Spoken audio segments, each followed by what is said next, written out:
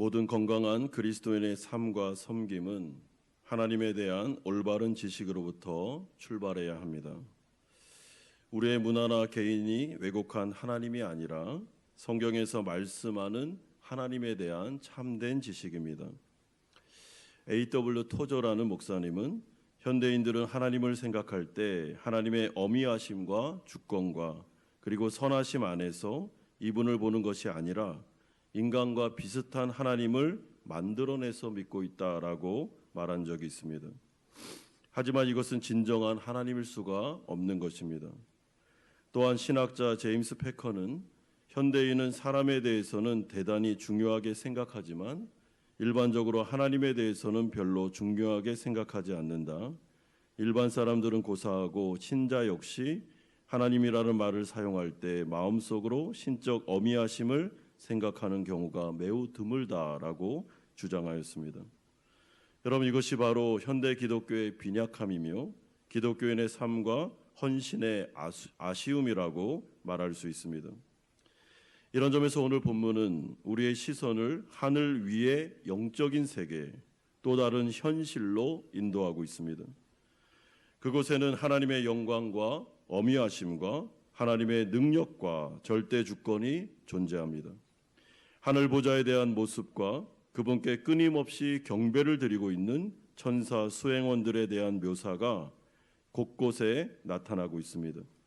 하늘 영광과 가치를 지니신 어미하신 하나님이 어떤 분이신지를 우리에게 소개하고 있습니다. 이분은 하늘 보좌에 앉아 계시며 완전한 거룩하심과 만물을 창조하시고 유지하시며 다스리시는 영원한 권능을 가지신 만왕의 왕이십니다. 그렇다면 왜 이렇게도 요한계시록은 특별히 천상의 세계에 대하여 계속해서 우리에게 말씀하는 걸까요? 그것은 눈에 보이는 이 세상이 전부가 아니라는 것을, 눈에 보이는 권력자들이나 영향력 있는 자들이 실제로 실세들이 아니라는 것을, 또한 역사의 주인이 아님을 고난 중에 있는 성도들에게 알려줌으로써 우리를 위로하고 싶기 때문에 그런 것입니다. 여러분, 눈에 보이는 이 세상이 전부가 아닙니다. 지금도 하늘에 열려있는 세상이 있습니다. 눈에 보이지는 않지만 믿음의 눈으로 바라볼 수 있는 하나님의 보좌, 온 우주를 다스리고 계시는 그분께서 지금도 살아계셔서 불꽃 같은 눈으로 교회와 성도들과 이 세상을 바라보고 계십니다. 여러분, 이곳이 바로 하늘의 문이 열려있는 보좌와 연결된, 성령으로 연결된 하나님께 나아가는 기도의 자리요, 그리고 예배의 자리가 되는 것입니다. 여러분, 눈에 보이는 사람들만 존재하지 않습니다. 눈에 보이는 권력자들만 있는 것이 아닙니다. 하늘에 천군 천사가 있으며 하늘 보좌에 앉아 계시는 어린 양 대신 그리스도가 계시고 그분이 재림하셔서 이 온 세상을 주관하시며 심판하실 분이다 라는 것을 고난 중에 있는 성도들에게 이것을 알려줌으로써 위로하고 믿음을 붙잡아 주기 위해서 이 거룩한 요한계시록의 말씀이 선포되고 있습니다. 그러므로 우리가 첫 번째로 살펴볼 주제는 천상의 현실로 초청하는 모습이 1절에서 3절까지에 나타나고 있습니다. 여러분, 사도 요한은 이제 새로운 환상을 보게 됩니다. 1절에 보면 하늘에 열린 문이 있었다라고 하는데, 하늘의 문이 열렸다라는 것은 하늘과 세상이 연결되어 있다, 또는 생각보다 하늘이 멀지 않은 곳에 있다라는 의미입니다. 그러므로 요한계시록에서 지금 말씀하는 이 천상은 여러분, 하늘 위에 하늘을 말하는데 굉장히 멀리 떨어져 있는 우주 너머의 그 어떤 세상을 말하는 게 아니고, 여러분, 이 하나님의 천상의 세계는 이미 이 땅 가운데로 들어왔습니다. 우리가 손만 뻗치면 닿을 수도 있는 그곳에 천상의 세계가 있다라고 알려주고 있습니다.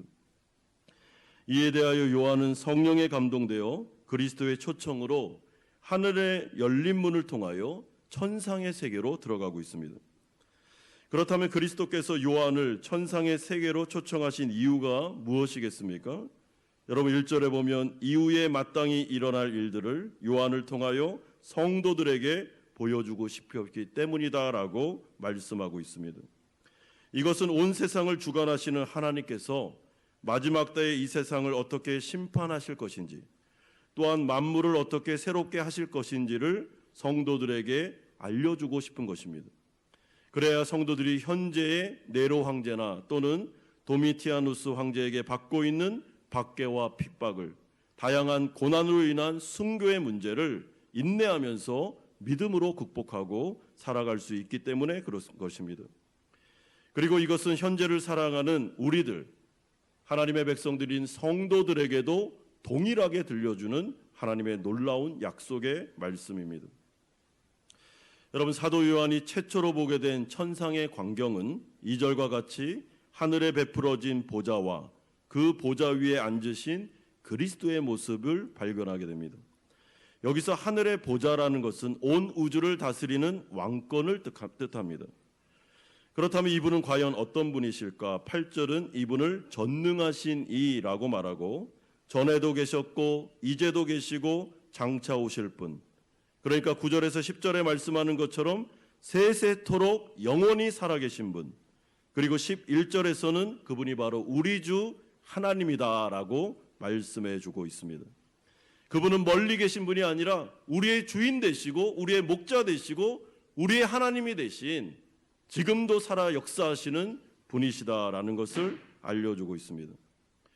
그러므로 이것을 요약하면 무한한 힘과 능력을 가지신 가장 강력한 보호자, 성도들을 태초부터 영원까지 지키시고 보호하시는 하나님, 우리 주 하나님, 우리의 목자가 바로 그 보좌에 지금 좌정하여 앉아 계시고 다스리고 계신다라고 알려주고 있습니다. 그러면서 3절은 하늘 보좌에 앉으신 바로 이분, 그리스도를 벽옥과 홍보석과 녹보석 등과 같은 다양한 보석으로 비유하여 소개하면서 이분이 바로 범접할 수 없는 고귀하신 살아계신 분임을 우리에게 말씀해 주고 있습니다.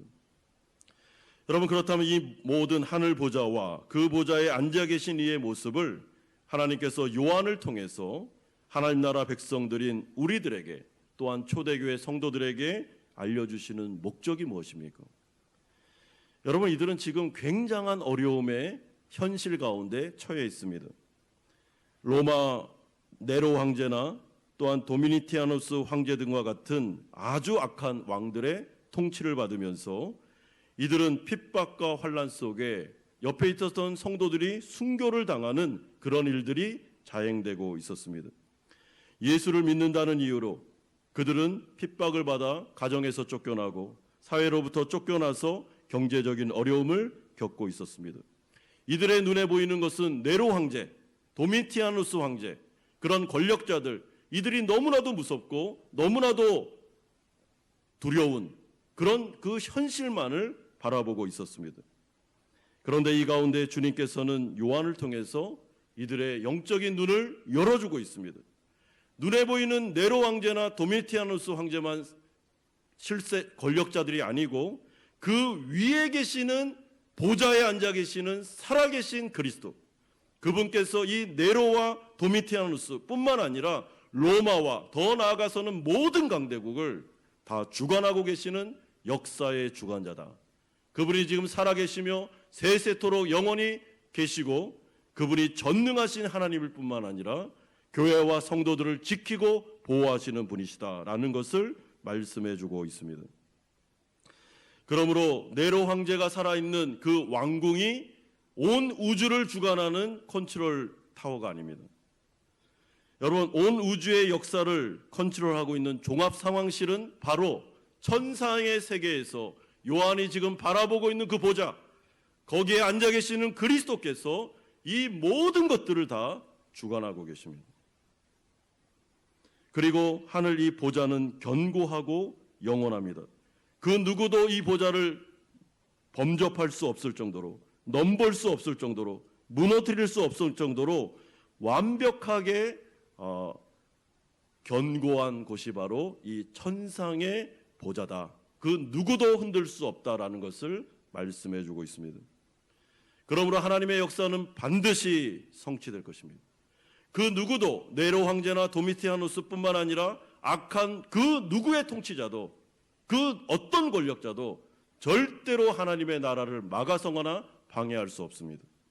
사탄 마귀의 권세도 마지막에는 반드시 멸망으로 끝나고 말 것입니다. 오직 하나님의 뜻과 하나님의 나라만이 영원할 것이다 라는 것을 알려주고 있습니다. 그러면서 두 번째로 천상의 현실 가운데 천상의 존재들의 모습을 4절에서 5절, 6절에서 8절까지 말씀합니다. 여러분, 하늘 보좌 중심으로 주위에 자리 잡고 있었던 천상의 존재들을 요한이 목격하고 그것을 소아시아 7교회 성도들에게 알려주고 있습니다. 먼저 요한은 5절과 같이 보좌로부터 번개와 음성과 으랫소리가 나오고 있다라고 설명하는데, 이것은 그리스도께서 보좌에 임재하고 있다라는 것을 말씀해 줍니다. 그러니까 신현, 주님께서 그 가운데 엄청난 신의 산에 임재하셨던 것처럼 출애굽기 때 그것과 똑같이 보좌 가운데 어마어마한 범접할 수 없는 영광을 가지고 그 가운데 임재하고 계시는 천상의 성전을 보고 있습니다. 그리고 그 보좌 주위에는 24 보좌 위에 24 장로들이 각각 자리를 잡고 앉아 있습니다. 여러분, 그런데 이 24 장로가 누군가라는 것이 신학자들 가운데 굉장히 팽팽하게 주장들이 엇갈리고 있습니다. 한 부류의 사람들은 분명히 이것은 부활한 성도들 가운데서도 지도자들을 말할 거다라는 신학자들이 있는 반면에, 다른 부류의 신학자들은 이것은 인간이 아니라 천군 천사들 중에서도 대표자들을 의미할 거다라고 주장하고 있습니다. 그런데 저는 요한계시록의 전체 문맥과 상황을 볼 때 두 번째 신학자들의 주장, 그러니까 이것은 인간이 아니라 천군 천사들의 대표자들, 그리고 하늘 보좌 주위에 둘러앉아서 하나님을, 어린 양 되신 그리스도를 보필하면서 그에게 조언을 해드리고 그를 지키는 엄청난 대군, 천군 천사라고 저는 해석하는 것이 좋겠다라고 생각합니다.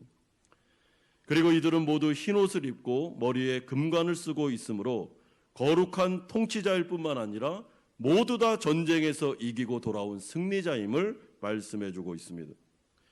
따라서 이러한 그리스도 주변의 모습은 막강한 권력과 막강한 능력을 우리에게 나타내주고 있습니다. 여러분, 이 당시에 천사의 존재는 엄청난 위력을 가진 존재입니다. 천사 한 명이 여러분, 인간의 모든 군대를 다 무찌르고도 남을 정도의 위력을 가진 게 바로 천사의 존재입니다.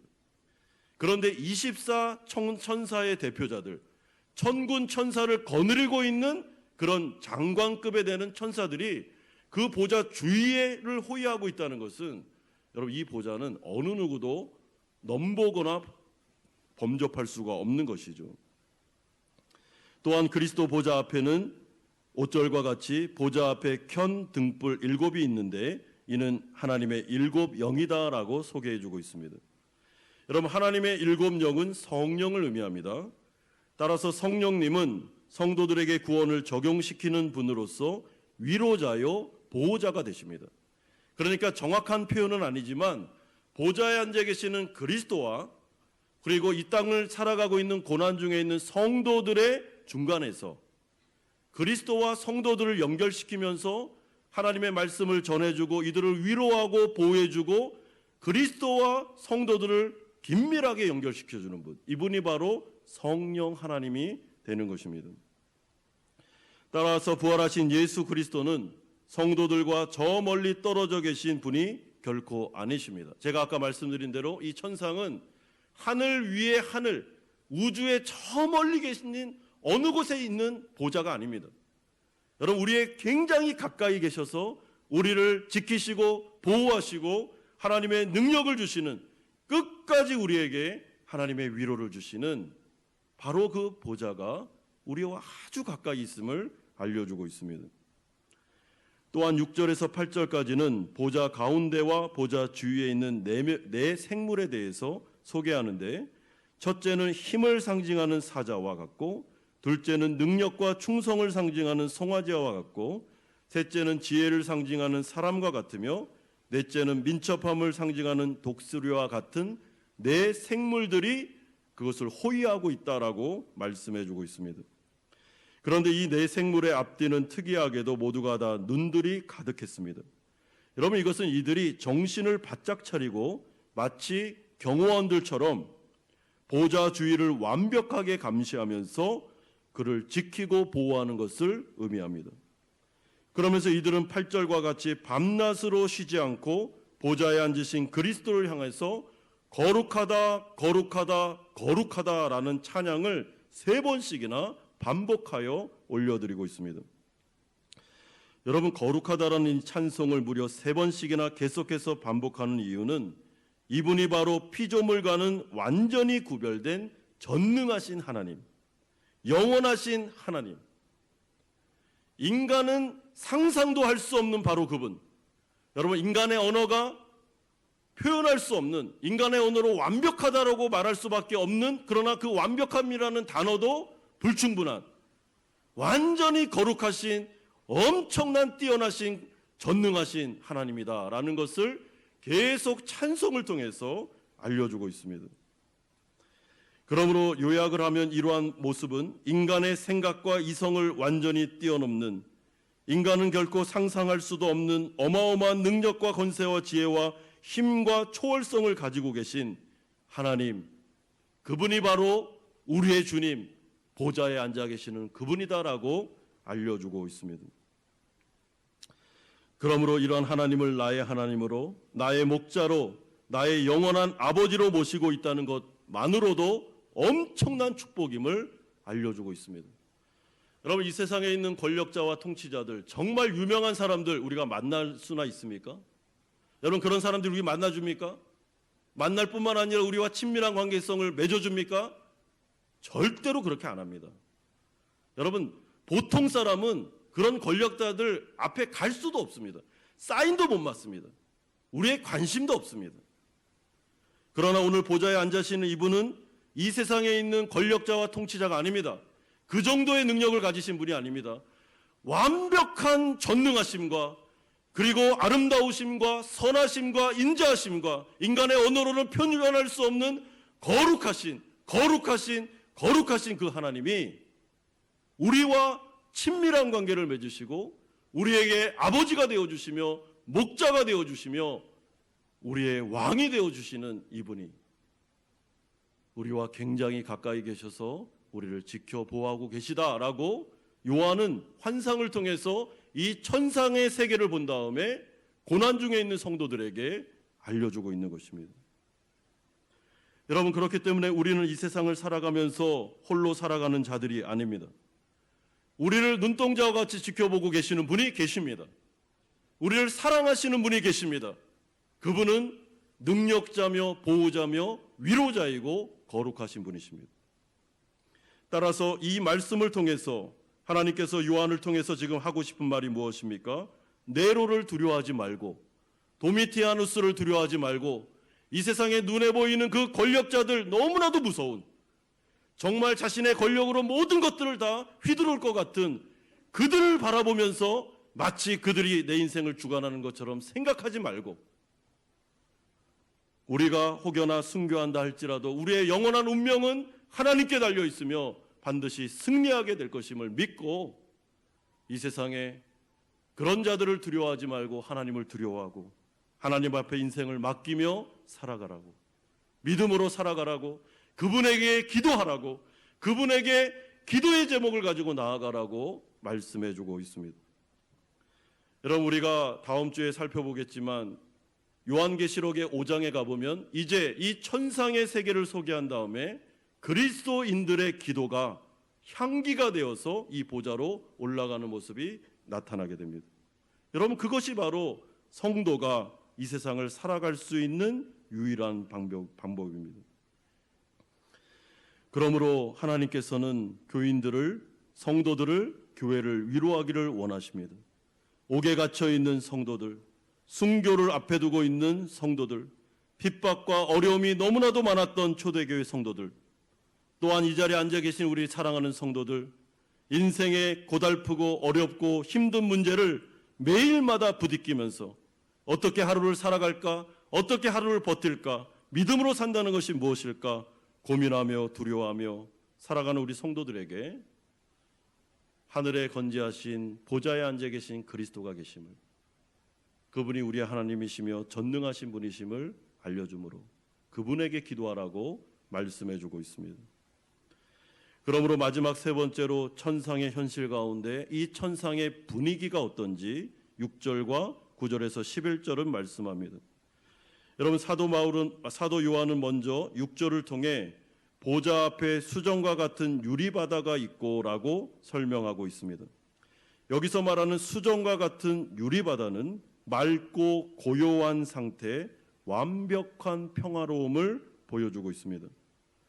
즉 천상 밑에 있는 이 세상의 상황과 분위기는 죄와 악의 세력으로 인해서 너무나도 복잡하고 시끄럽고 불의와 불평등과 이 모든 것들이 존재하는 악한 권세자들과 통치자들로 인해서 고통과 고난과 핍박과 환난이 끊이지 않는 곳이지만, 너무나도 복잡하고 시끄럽고 너무나도 문제가 투성인, 정말 어떻게 이런 곳에서 살아갈 수 있어? 라고 말할 정도로 평화가 없는 아주 사건 사고가 너무나도 많은 곳이지만, 이와 정반대로 하늘의 보좌와 그의 주변 분위기는 너무나도 평화롭고 고요하며 완벽한 샬롬, 완벽한 안식이 있는 곳임을 말씀해주고 있습니다.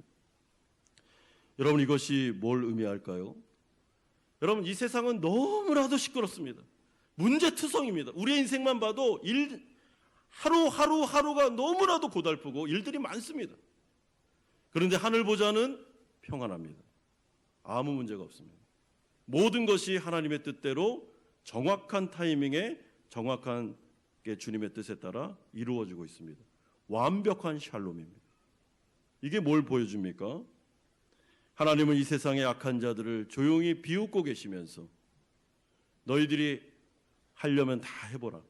악한 짓 다 해보고 교회와 성도들에게서 핍박과 그거 다 해라. 그러나 이 역사는 하나님이 주관하는 대로 평온한 상태에서, 안정된 상태에서 하나님의 나라가 이루어지는 쪽으로 가고 있다. 하나님의 나라는 흔들리지 않으며 하나님의 역사는 흔들림 없이 성취될 것임을 이 고요한 바다는 보여주고 있습니다. 여러분, 그리고 내 생물들은 그리스도를 향해 9절과 같이 영광과 존귀와 감사를 올려드리고 24장로들은 10절과 같이 경배하며 자기의 관을 보좌 앞에 올려드리고 있습니다. 이들의 찬송의 내용이 무엇입니까? 여러분, 11절에 나오는데요. 우리 11절 같이 한번 이 찬송의 내용을 우리 찬양하듯이 같이 한번 읽어보면 좋겠습니다. 11절입니다. 같이 한번 읽습니다. 시작. 우리 주 하나님이여, 영광과 존귀와 권능을 받으시는 것이 합당하오니 주께서 만물을 지으신지라 만물이 주의 뜻대로 있었고 또 지으심을 받았나이다 하더라. 아멘. 여러분, 여기서 합당하다라는 것은 당신만이 진정한 창조주이시며 만왕의 왕이시며 그리스도이십니다라는 뜻입니다. 따라서 이미 천상의 보좌 주변에서는 찬양의 예배가 시작되었고 승리의 찬송이 끊이지 않고 울려 퍼지고 있습니다. 이미 어린 양 되신 예수 그리스도는 십자가 죽음과 부활과 승천을 통하여 죄와 사망의 건세를 이기시고 승리하셔서 보좌에 앉아 계십니다. 그리고 이것이 바로 재림 이후에, 또한 개인적인 죽음 이후에 성도들에게 주어질 놀라운 평안과 안식이자 승리의 약속입니다. 여러분, 이미 하나님의 나라에서는 찬양이 시작되었습니다. 이미 찬송이 시작되었습니다. 이미 승리가 선포되고 있습니다. 이것이 보여주는 것은 여러분, 천상의 이 분위기가 고난 중에 있는 성도들에게 지금 하고 싶은 메시지가 무엇입니까?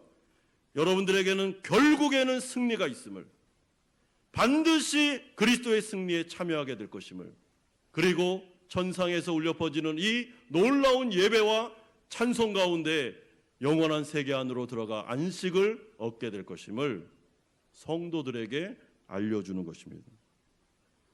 여러분, 이것이 바로 우리에게 주어진 미래입니다. 우리는 반드시 승리하게 될 것입니다.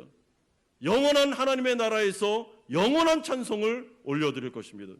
오늘 이 예배를 통해서 우리가 찬양팀과 함께 올려드렸던 이 모든 찬양은 영원한 나라에서 드릴 찬양을 연습하는 것입니다.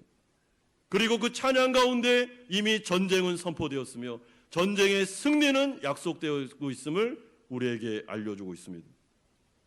그렇다면 우리는 이러한 예언의 말씀을 우리의 현재의 삶에 어떻게 적용하면 좋을까요? 여러분, 사실 우리가 하나님께로부터 듣고 싶은 위로의 말은 당장 현재 어려움을 해결해 주시겠다는 약속의 말씀이 아니겠습니까? 손에 잡히는, 눈으로 확인할 수 있는 하나님의 기적적인 도움이 아니겠습니까?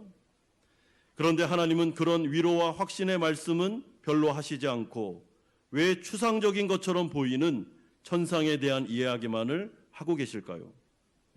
그렇다면 정말로 오늘 본문을 시작으로 앞으로 펼쳐질 요한계시록의 천상의 이야기는 추상적인 이야기에 불과한 것은 아니겠습니까? 여러분, 결코 그렇지 않습니다. 왜냐하면 이러한 하나님의 예언은 고난 중에 있는 성도들의 시각을 영원에서부터 영원까지 확장시켜 큰 그림을 먼저 보여준 다음에 점점 카메라를 줌인하면서 우리의 일상으로 들어가, 우리의 상황으로 들어가 이 엄청난 승리를 성도들이 붙잡고 이 세상을 살아갈 때 전능하신 하나님의 능력과 기적을 체험할 수 있으며 하나님의 놀라우신 보호하심을 경험할 수 있음을 요한계시록을 통해서 약속하고 있기 때문에 그렇습니다. 그러므로 성도들이 힘들고 어려울수록 여러분 눈을 드셔야 됩니다. 여러분, 내 앞에 있는 어려운 현실만을 계속 바라보고 있으면 침체되고 근심 속에 빠져들 수밖에 없습니다. 여러분, 눈을 들어야 됩니다. 이 요한계시록의 오늘 이 요한계시록 4장의 말씀은 성도들에게 눈을 들 것을 말하고 있습니다. 눈을 들어라. 네로 황제와 도미티아누스 황제만 바라보지 마라. 이 세상만을 바라보면 침체될 수밖에 없다. 눈을 들어라. 영광의 보좌에 앉으신 그리스도를 바라보라. 그리고 영원에서부터 영원까지 이 펼쳐진 하나님의 나라를 보라. 반드시 승리하게 될 것이며 영원한 나라에 가서 예배를 드릴 우리의 승리의 미래를 바라보라. 그리고 그 시각을 가지고 어떻게 해요? 현실을 바라보고 이 문제를 두고 하나님 앞에 기도하되 믿음을 구하고 또한 이 문제 가운데 역사하실 주님의 은혜를 구하면서 하나님 앞에 나아가 간절하게 기도하라고 초대교회 성도들과 우리들을 초청하고 있는 것입니다. 사랑하는 성도 여러분, 눈에 보이는 이 세상만이 전부가 아닙니다. 지금도 현재 역사하고 있는 하나님의 보좌가 있습니다. 지금도 우리의 주위에 가까이 하나님의 나라가 이미 와 있습니다. 하나님의 통치는 성령을 통해서 역사하고 이루어지고 있습니다. 우리는 하나님 앞에 나아가 기도할 수 있습니다. 하나님의 견고한 보좌는 절대로 흔들리지 않습니다. 반드시 하나님의 뜻만이 이루어지게 될 것입니다. 이제 그분께서 우리를 지키고 보호한다고 약속하십니다. 초대교회 성도들을 향해서 너희들은 영원히 죽지 않을 것이며 순교한다 할지라도 부활할 것이며 하나님께서 영원한 안식으로 인도할 것임을 말씀해 주고 있습니다. 하물며 이 세상을 살아갈 때 이렇게 말씀하신 주님께서 당신의 백성들을 그냥 내버려 두시겠습니까? 여러분, 어려움이 오고 어려움이 겹쳐서 오면 올수록 하나님은 더 가까이 다가오실 겁니다. 분명히 우리의 눈물을 닦아주실 겁니다. 우리의 연약한 손을 붙잡아 주실 것입니다. 그리고 위로하고 하나님의 놀라운 말씀을 우리에게 주실 줄로 믿습니다. 우리가 하나님 앞에 나아가 기도할 때, 기도하는 이 시간 우리는 막연한 하늘을 대고 살아계시지도 않은 어떤 분에게 기도하는 것이 아닙니다. 보좌에 앉아 계시는 전능하신 하나님, 어제도 계셨고 오늘도 계시고 장차 오실 그분, 세세 영원토록 다스리고 계시는 만왕의 왕 그분, 여러분, TV에 나오는 이 세상에 있는 유명한 권력자들이 이 세상을 주관하고 다스리는 것이 아닙니다. 하나님께서 주관하시며 그들을 비웃고 계시며 반드시 하나님의 뜻에 따라 이 모든 하나님의 역사가 이루어지게 될 것임을 우리에게 강력하게 말씀하고 있습니다. 그러므로 하나님을 의지하십시오. 하나님께 기도하십시오. 그분에게 여러분의 소원을 말씀드리십시오. 우리의 필요를 말씀드릴 수 있습니다. 일용할 양식을 달라고 하십시오. 어려움이 있을 때 나의 마음속에 평강을 달라고 기도하십시오. 교회의 부흥을 위해서 기도합시다. 성령의 역사를 위해서 기도합시다. 오직 하나님만을 바라봅시다. 눈을 두셔야 됩니다. 이 현재의 고난만을 바라보면 침체될 수밖에 없습니다. 예배를 통해서 눈을 들어 영광의 왕을 바라봅시다. 그리고 그분에게 우리의 영원한 운명을 맡깁시다. 하나님께서 하실 겁니다. 하나님께서 부흥케 하실 겁니다. 주님께서 하시겠다 하시면 막을 자가 없습니다. 반드시 이루어질 것입니다. 하나님께서 우리 성도들의 어려움 가운데 개입하셔서 여러분의 문제 가운데 역사하시기를, 우리 한마음교회 가운데 임재하심으로 말미암아 이 가운데 진정한 성령의 부흥의 역사가 나타나기를, 2024년도에는 하나님께서 우리를 부흥케 하시기를, 성도들을 더욱더 강한 용사로 만들어 믿음의 성장을 통해서 진정한 예수 그리스도의 제자가 되기를 하나님께서 하나님의 뜻을 이루어 주시기를, 이 땅 호치민 가운데 하나님께서 은혜 주시기를, 구원해 주시기를, 이 가운데 있는 베트남인들과 한배 가정 가운데 하나님의 놀라우신 은혜가 나타나기를 여러분 기도합시다. 기도하면 하나님께서 들으십니다. 하나님께서 역사하실 것입니다. 이 모든 은혜가 이 자리에 있는 우리 모든 성도님들에게 오늘 충만하게 임하기를 주 예수 그리스도의 이름으로 축원드립니다.